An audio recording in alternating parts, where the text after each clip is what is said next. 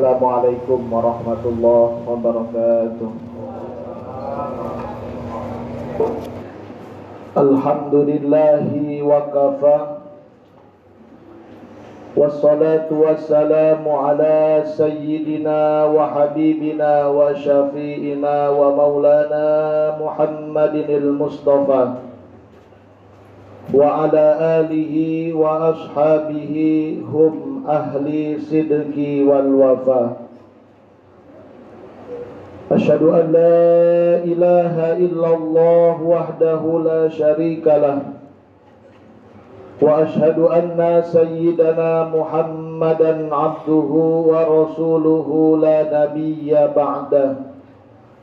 Allahumma salli wa sallim wa barik ala sayyidina wa maulana Muhammadin wa ala alihi wa ashabihi wa man tabi'ahum bi ihsanin ila yaumiddin.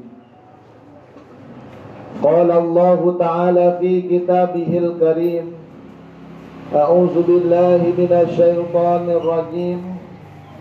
Wa ma arsalnaka illa rahmatan lil alamin. Wa qala Nabi sallallahu alaihi wa alihi wa sahbihi wa sallam, innama bu'ithtu li utammima makarimal akhlaq.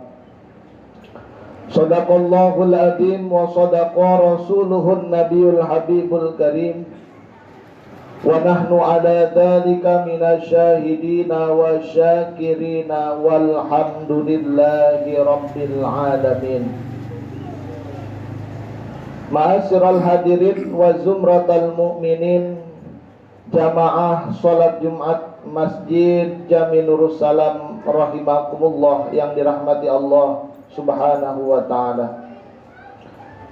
Lazim ketika khotib naik ke atas mimbar, maka Allah dan Rasulnya memerintahkan al-khotib untuk menyampaikan sebuah pesan wasiat, yakni wasiat untuk terus kita berupaya meningkatkan kualitas keimanan dan ketakwaan kita kepada Allah Subhanahu wa ta'ala.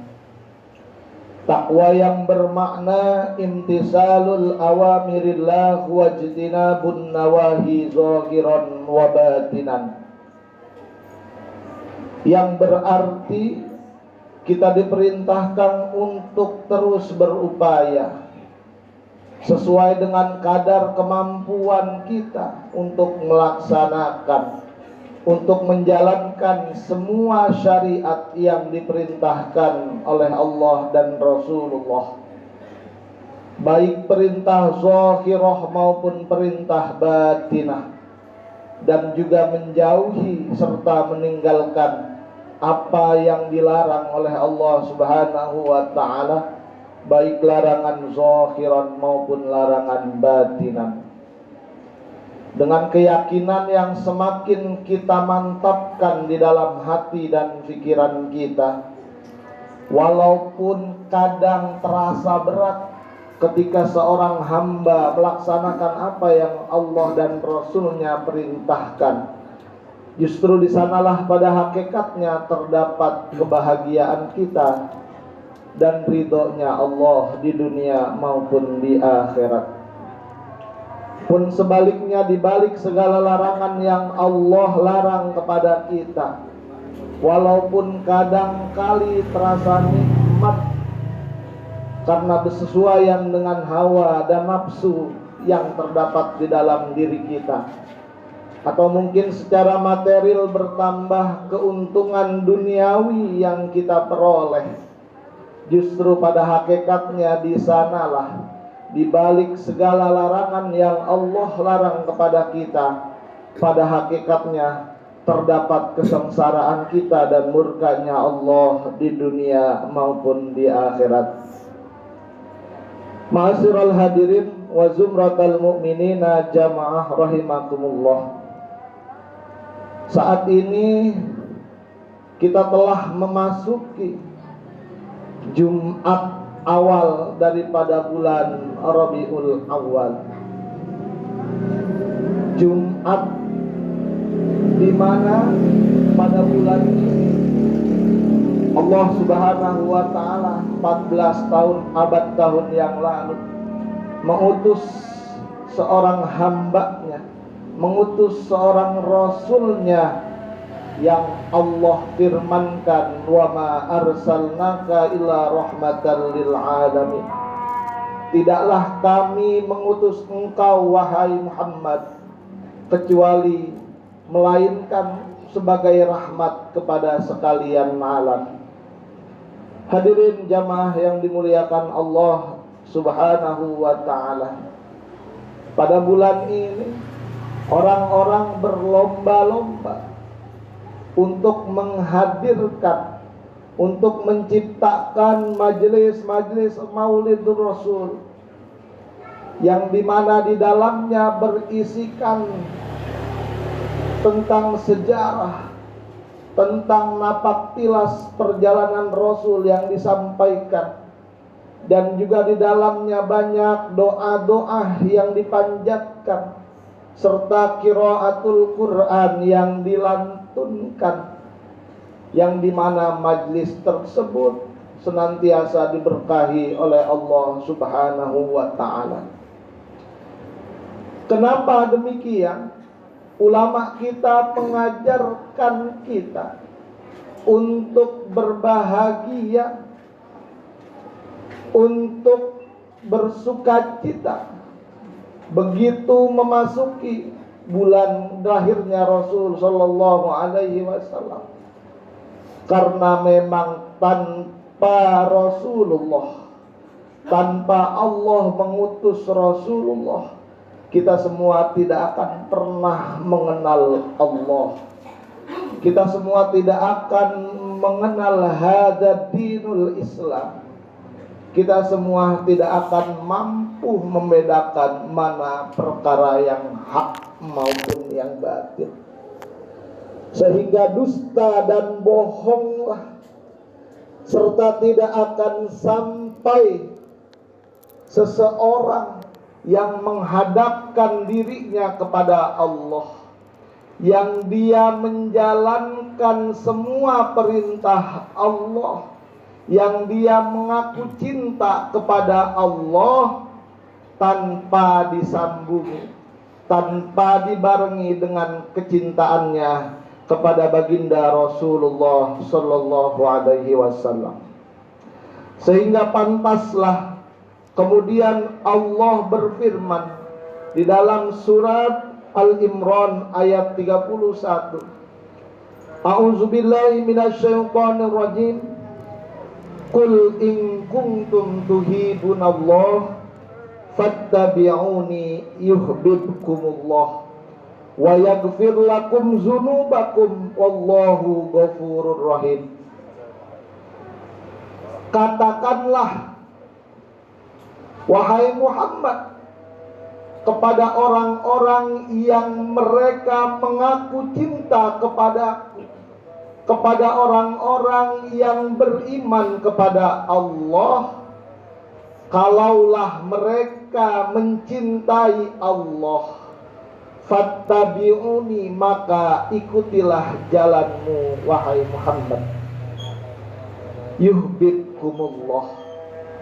Karena kecintaan mereka kepadamu ya Rasulullah, aku akan memberikan, aku akan mencurahkan cinta kasihku kepada orang tersebut, dan aku akan ampuni dosa dan kesalahan orang tersebut. Ketahuilah, Allah lah Zat yang Maha Pengampun lagi Maha Penyayang. Hadirin sidang Jumat rahimakumullah, diriwayatkan suatu ketika hiduplah seorang asy-syekh, seorang yang sudah tua, tinggal di kota Madinah. Kemudian di dalam kesehariannya dia tidak pernah meluputi tidak pernah meninggalkan hadir untuk melaksanakan sholat berjamaah di Masjid Nabi, di Masjid Nabawi. Saking istiqomahnya, saking giatnya orang tersebut mengerjakan sholat berjamaah di Masjid Nabawi, tidak pernah ada satu waktu pun yang terlewatkan kecuali orang tua tersebut datang hadir untuk melaksanakan sholat berjamaah.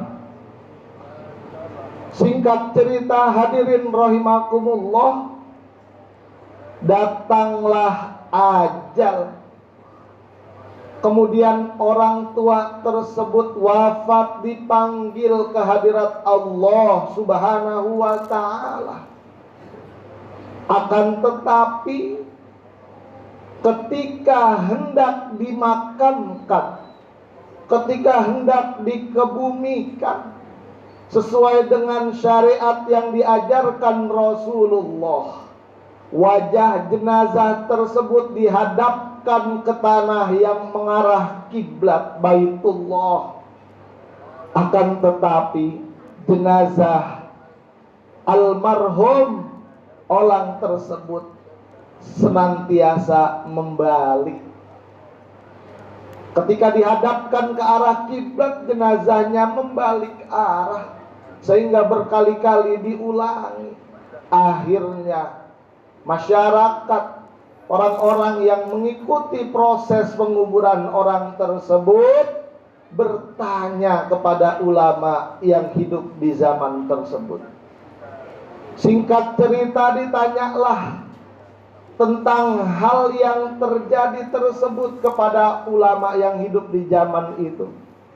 Ya Syekh, ya wahai Tuan Guru, kenapa gerangan orang yang begitu solihnya, kenapa gerangan orang yang begitu istiqomahnya menjalankan perintahmu, akan tetapi ketika hendak dikuburkan wajahnya memalingkan daripada Baitullah? Kemudian singkat cerita ulama tersebut memberikan penjelasan. Memang seperti itulah mungkin yang diinginkan oleh Allah Subhanahu wa ta'ala, wal iyazubillah. Lalu kenapa demikian? Wahai Syekh, wahai Tuan Guru, amalan apa, pekerjaan apa yang dikerjakan orang tua ini sehingga dia wajah jenazahnya enggan dihadapkan ke Baitullah? Kemudian ulama tersebut menjawab, tanyalah kepada keluarganya, mereka yang lebih tahu tentang apa yang pernah dilakukan oleh orang tua tersebut. Hadirin jamaah yang dimuliakan Allah Subhanahu wa ta'ala, singkat cerita, setelah selesai pemakaman dengan apa adanya, dikirimlah satu utusan dari orang-orang yang mengikuti pemakaman orang tua tersebut untuk menanyakan apa gerangan, pekerjaan apa yang pernah dilakukan orang tersebut sehingga wajahnya, jenazahnya enggan dihadapkan ke Baitullah. Ketika ditanyakan kepada istrinya, kemudian istrinya menjawab, sesungguhnya Bapak, sesungguhnya suami saya adalah orang yang sangat istiqomah datang ke Masjid Nabawi. Sesungguhnya suami saya adalah orang yang paling cinta dengan keluarganya, yang paling sayang dengan anak-anaknya, yang paling akur, yang paling baik dengan tetangga dan saudara-saudaranya. Lalu apa gerangan, wahai ibu, pekerjaan si bapak sehingga wajahnya enggan dihadapkan ke Baitullah saat pemakamannya? Singkat cerita, istri daripada almarhum mengingat-ingat apa gerangan yang pernah dilakukan oleh suami saya. Singkat cerita, kemudian seorang istri tersebut mengatakan, dulu Bapak pernah berkata kepada kami, walaupun aku istiqomah hadir jamaah di Masjid Nabawi, yang kita maklum ibadah di Masjid Nabawi 10.000 kali lipat keutamaannya dibanding kita sholat di masjid-masjid biasa. Walaupun aku istiqomah hadir sholat berjamaah di Masjid Nabawi, aku tidak akan pernah datang, aku tidak akan pernah melangkahkan kakiku untuk ziarah, untuk datang ke makam Rasulullah. Karena memang karena kebodohan orang tersebut, dia meyakini berziarah, berkunjung ke makam Rasulullah adalah suatu bid'ah di dalam agama. Hadirin rahimakumullah.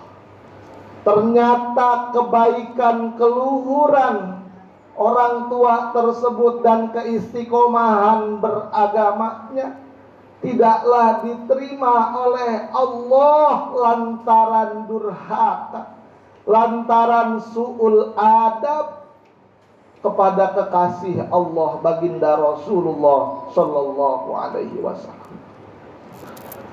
Sehingga ulama salafus shalih mengatakan, orang yang datang ke tanah haram, kemudian dia melaksanakan haji, kemudian dia melaksanakan ibadah umrah, akan tetapi dia tidak menyempatkan diri datang berkunjung berziarah ke makam Rasulullah, batalat hajjahu wa umratuhu, tidaklah diterima haji dan umrahnya oleh Allah Subhanahu wa ta'ala. Hadirin rahimakumullah. Maka singkat cerita, tidaklah diterima, tidaklah sah cintanya seorang hamba kepada Allah tanpa dia melibatkan, tanpa dia mencintai baginda Rasulullah sallallahu alaihi wasallam. Barakallahu li wa lakum fil Qur'anil Karim wa nafa'ani wa iyyakum bima fihi minal ayati wa zikril hakim wa taqabbala minni wa minkum tilawatahu innahu wal ghafurur rahim. اللهم صل على سيدنا محمد وعلى آله سيدنا محمد.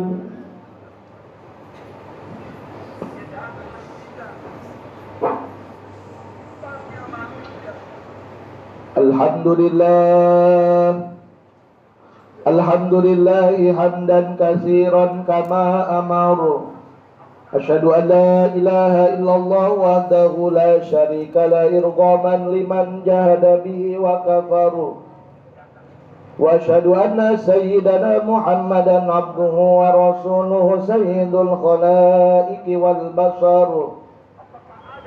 Amma ba'du fa ya ayyuhal hadirun, usikum wa nafsi bi taqwallah la'allakum tuflihun. وحافظوا على حضور الجمعة والجماعة واعلموا أن الله أمركم بأمر بدأ فيه بنفسه وثنى بملائكته بقدسه وقال تعالى ولم يزل قائلا عليما إن الله وملائكته يصلون على النبي يا أيها الذين آمنوا صلوا عليه وسلموا تسليما. اللهم صل على سيدنا محمد وعلى آل سيدنا محمد كما صليت على سيدنا إبراهيم وعلى آل إبراهيم وبارك على سيدنا محمد وعلى آل سيدنا محمد كما باركت على سيدنا إبراهيم وعلى آل إبراهيم في العالمين إنك حميد مجيد.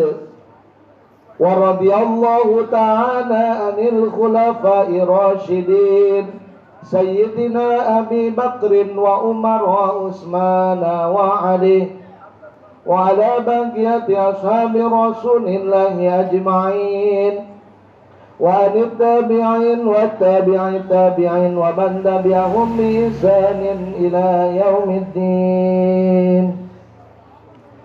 اللهم اغفر للمسلمين والمسلمات والمؤمنين والمؤمنات الأحياء منهم والأموات إنك سميع قريب مجيب دعوة يا قاضي الحاجات ويا كافي المهمات برحمتك يا أرحم الراحمين. اللهم ارزقنا متابعة له ظاهرا وباطنا برحمتك يا أرحم الراحمين. اللهم ارزقنا زيارة حرمين وزيارة مقام نبيك المرسلين وعلى آله وصحبه أجمعين.